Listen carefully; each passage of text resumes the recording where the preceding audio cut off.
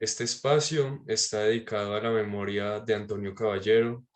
comentarista y periodista colombiano, autor del texto del cual vamos a hablar hoy, que es la historia de Colombia y sus oligarquías, más específicamente del capítulo 5 y el capítulo 6.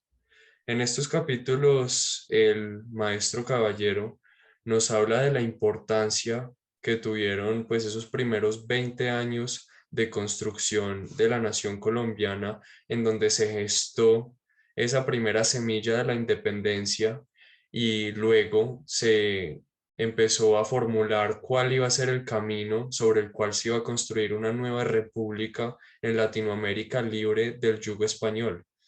Entonces, analizando estos primeros 20 años que van más o menos de 1810 a 1830, podemos darnos cuenta que muchas de las cosas que sucedieron en estas dos décadas hoy se pueden ver reflejadas dentro de las estructuras sociales y políticas de nuestro país. Con esto entonces doy inicio a la tertulia y pues quiero saber, por ejemplo, Natalia, ¿qué piensas acerca de estos capítulos?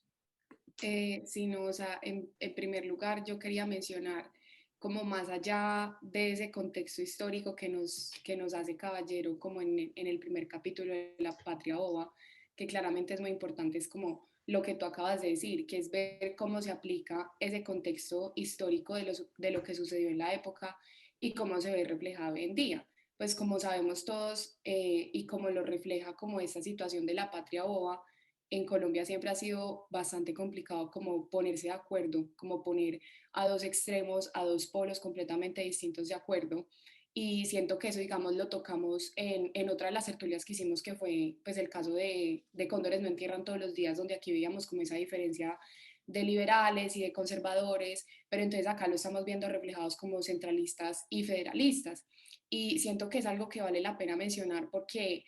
como lo decía anteriormente, pues Colombia ha sido un país que se ha fundamentado absolutamente, pues podríamos decir, creo yo, en el conflicto, en la violencia, como en esa incapacidad de poder llegar a un acuerdo.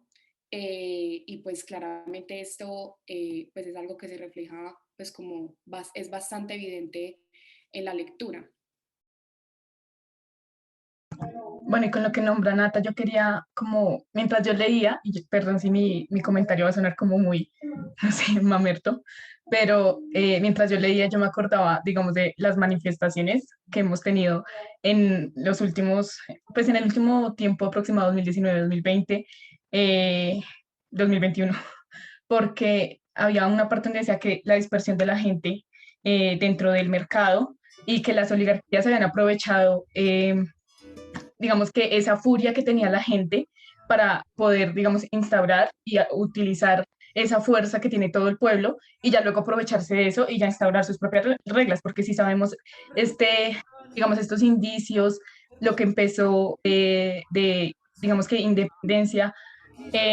empezó utilizando al pueblo, pero no, nunca se hizo parte de esa idea del pueblo. Entonces, ¿por qué me acordaba a las marchas? Porque siento que en las marchas hay mucha fragmentación y es por esta misma fragmentación que existe en el país. Entonces, como que toda la gente, incluso en los núcleos urbanos, eh, marchaban por cosas distintas, eran pensamientos distintos, incluso las arengas eran dispersas y en la lectura también se nombra eso, que en el pueblo las arengas eran diferentes, todos peleaban por cosas diferentes. Entonces, se ve esa fragmentación y digamos que se ve esa influencia de esas manifestaciones de la parte ciudadana de la población, el uso de las oligarquías. Ahorita, como las élites políticas utilizan las marchas para fines políticos, se ve ese contraste y me pareció muy interesante como comentarlo. De la iglesia suyo abuelo ya casi no queda nada, los curas que no son Yo santos, también sentí cierta alusión en otro nivel a las protestas y es cuando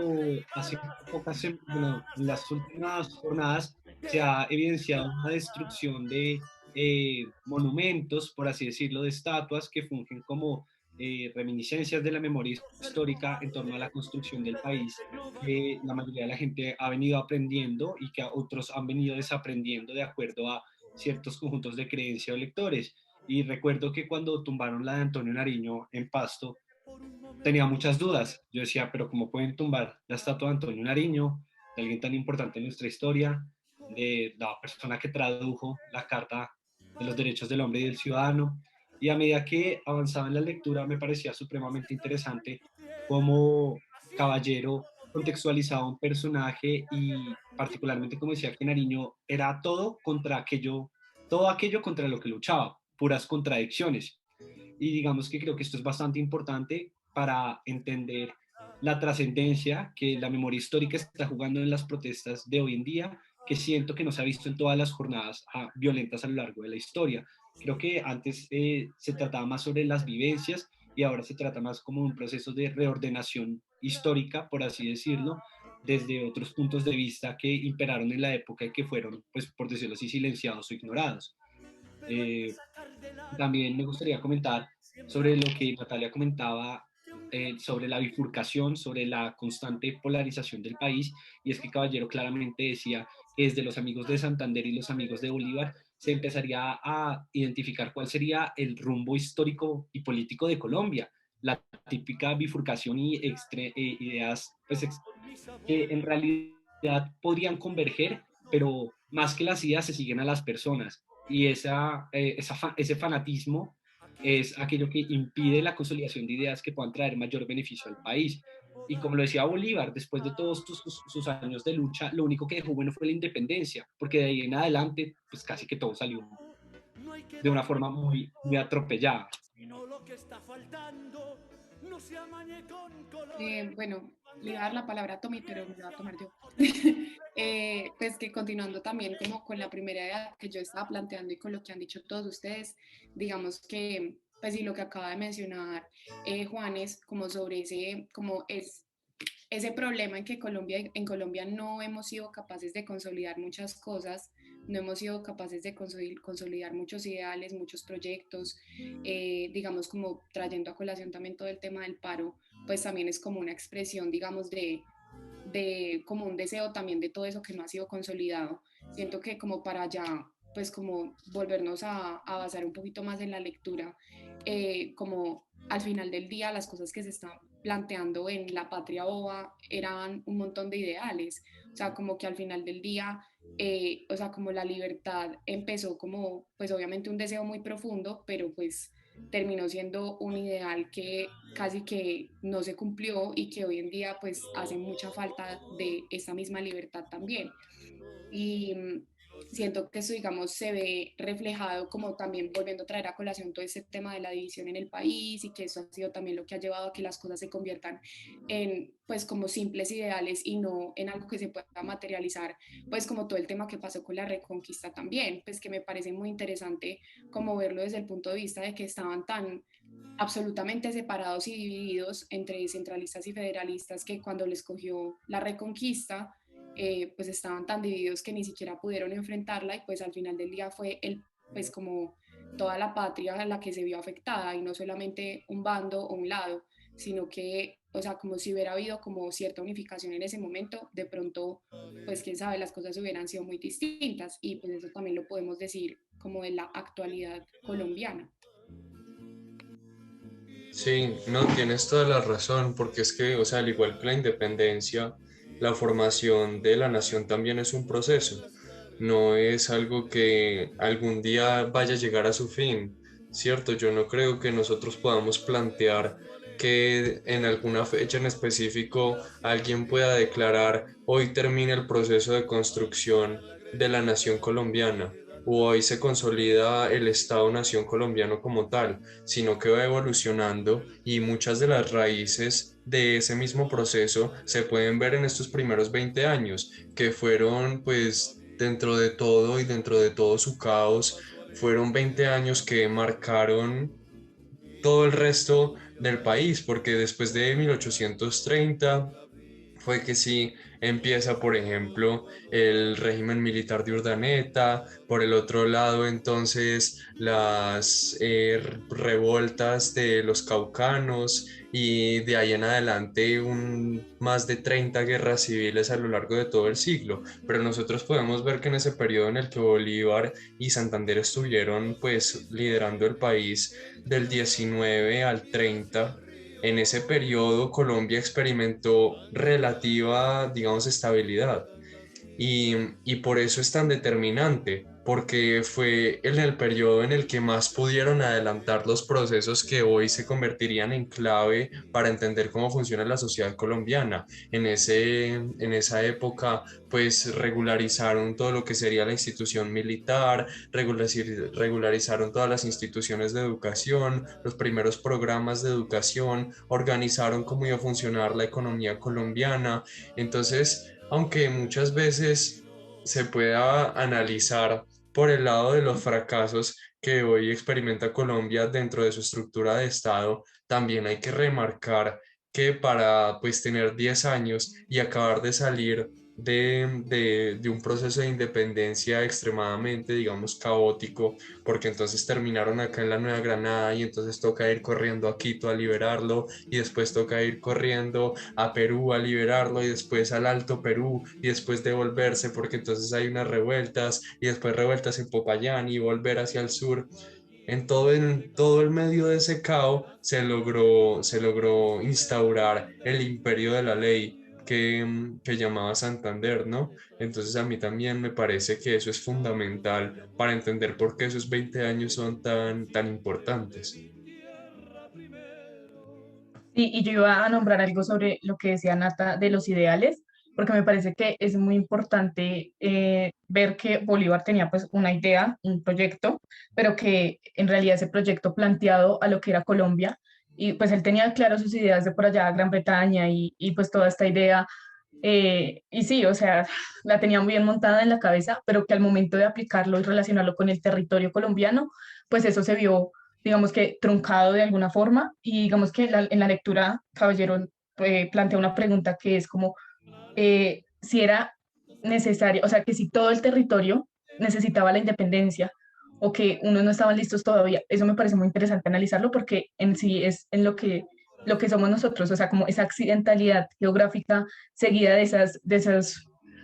como esos fragmentos y esas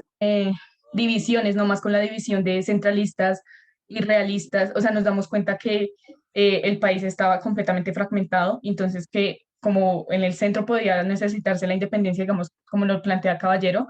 puede que en el resto del país eh, no haya funcionado de la misma forma y los procesos no se hayan dado de la misma manera. Y ese era mi apunte. Y ahorita que Tomás nombraba a Santander, me parece muy interesante esta relación de Bolívar-Santander y que como esta diferencia y como Santander, Bolívar delegó a Santander para gobernar y Santander gobernó de una forma diferente a el resto del territorio.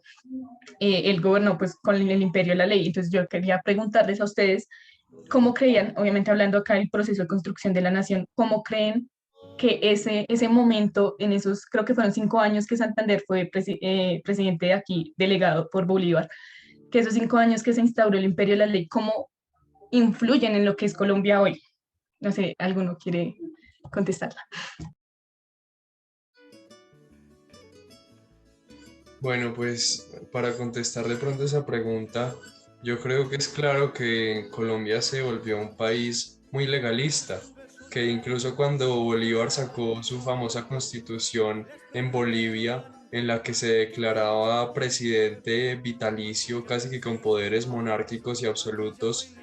todo el mundo en Santa Fe de Bogotá, ya se iba convirtiendo en pues solo Bogotá, la rechazó, ¿cierto? Y por eso fue que en Santander tuvieron, o sea, Bolívar y Santander tuvieron tantas disputas, porque Santander decía, pues esto es absurdo, si nosotros vamos a formar una república liberal presidencialista, no podemos introducir una constitución que sea tan absurda como esta. Entonces ahí es donde se da todo ese proceso de la conspiración septembrina, intentan matar a Bolívar, culpan a Santander, que pues en realidad creo que nunca se comprobó que Santander estuviese directamente implicado y es muy dudoso pues debido a todo lo que Santander admiraba a Bolívar y es donde entra pues la famosa libertadora del Libertador que salvó a Bolívar tirándolo casi por una ventana durante esa conspiración. Y ahí entran a jugar pues muchos de los papeles de las grandes próceres independentistas que hoy se reconocen dentro de la historia de Colombia.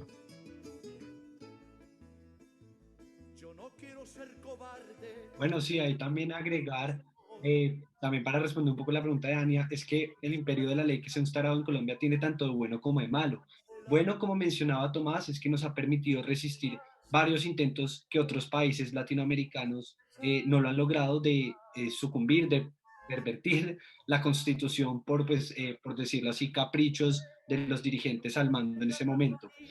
Y de malo, creo que a veces el imperio de la ley está un poco obsoleto, por así decirlo, en algunas regulaciones que podrían estar más a la vanguardia. Sin embargo, creo que es un sacrificio que sirve a un propósito mayor y es una legislación eh, fuerte y bastante regulada. Bueno, y ya para irle dando un poquito de cierre a nuestra tertulia, de pronto lo que voy a decir es un poquito salido como al hilo que llevamos en este momento y la temática, pero ya que Tommy estaba mencionando lo que pasó con Manuela Sáenz y cuando, digamos, lo ayudó para salirse de la ventana y escapar y bueno, cumplió todo ese papel súper importante, creo que Dania también, ella tiene toda una información sobre, digamos, otro papel que ella cumplió, no solamente de haber salvado, ¿cierto? O sea, como va mucho más allá de eso, pero ya que Tommy mencionaba como lo del tema de la noche septembrina, si no estoy mal, creo que se llama así, quería como ya cerrar diciendo, no sé si todos están de acuerdo, pero por lo menos yo creo que vemos que pues como este evento muestra que desde un comienzo, desde que se empezó a formar Colombia, desde este proyecto de nación, como que de cierta manera, no sé si el concepto es paramilitarismo, pero puede estar también reflejado ahí, como en lo que sucedió de que lo quisieran matar, como todo este evento que sucedió la noche septembrina, pues claramente es una muestra bastante evidente de que todo eso nos ha acompañado a lo largo de nuestra historia como patria, como Estado, como país. Entonces, lo de la información de Manuela Sáenz lo dejamos para otro día. Esperamos que les haya gustado nuestra tertulia y nos vemos en la próxima. Muchas gracias, chao. Luego, gracias. Gracias. Caballero.